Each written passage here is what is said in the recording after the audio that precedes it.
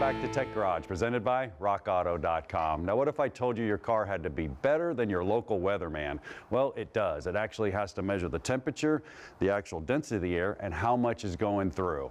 And that's important. So, Garage Ed, we're going to talk about the mass airflow sensor. Well, here it is, located right here on the intake manifold, somewhere where it's going to measure the air going into the engine.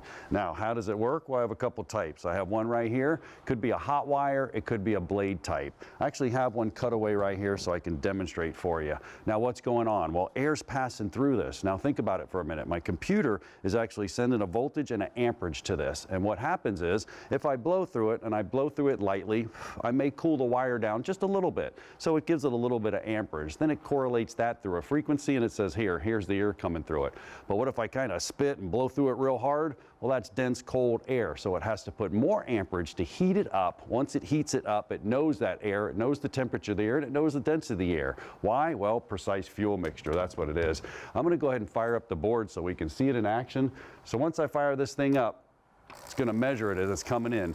And if you look over at the screen right over here, on the left side it actually has frequency, because the computer itself, well, it can't reach out and touch the air. It uses those electrical signals and it actually converts it over for that fuel mixture. Now the real cool part is the right side of the screen over there. You see that? It's grams per second. How much air is actually running through?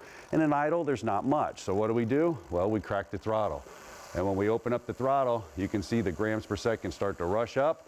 It's going through, it knows that engine's sucking in a ton of air, and it mixes the fuel appropriately. That's really cool. The key is, though, is keeping those things clean. And let me tell you a little story. Here in Florida, we got love bugs, and love bugs, they get trapped in there and they go through and they actually get on that hot wire.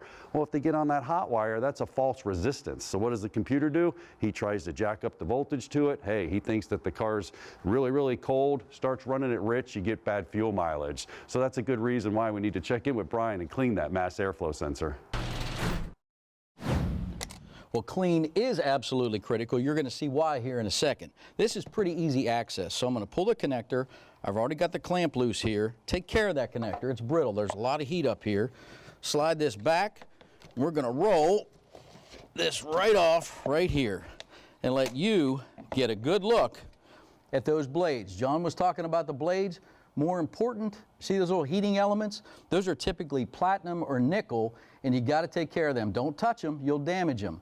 But we've got to clean this stuff with the proper chemical. You can't use brake clean, gum out, carburetor cleaner. Don't do it. Use mass airflow sensor cleaner. I'm going to clean this first, then we're going to do a visual inspection of the whole rest of the system. So, to clean it, you want to follow the path of air coming in first. Get you a rag on the backside so you absorb everything. Hold an open space. Wear goggles if you need to. I'll hold it away from me. Spray it pretty liberally, full blast. You want that pressure to clean those elements. All right? We're going to let that sit for just a second while we inspect the rest of the system. So, keep in mind, man, this is the introduction to power for the computer. If the mass airflow sensor doesn't give you a go, the rest of the sensors aren't going to let you go. The computer's not going to give you the power equation that you want. So, harsh environment, check the connector, it looks good. Now, a lot of vehicles have a long tube on that air duct, that air intake. That's a lot of opportunity for unmetered air, unmeasured air by this guy to get in. So check that whole duct work, inspect it for cracks, anything that's broken. I'm looking down in there. It looks really good. This one's short, so not a big deal. So I think we're good. We're going to get this guy cleaned up, get this all buttoned back up, and we're ready to roll down the road.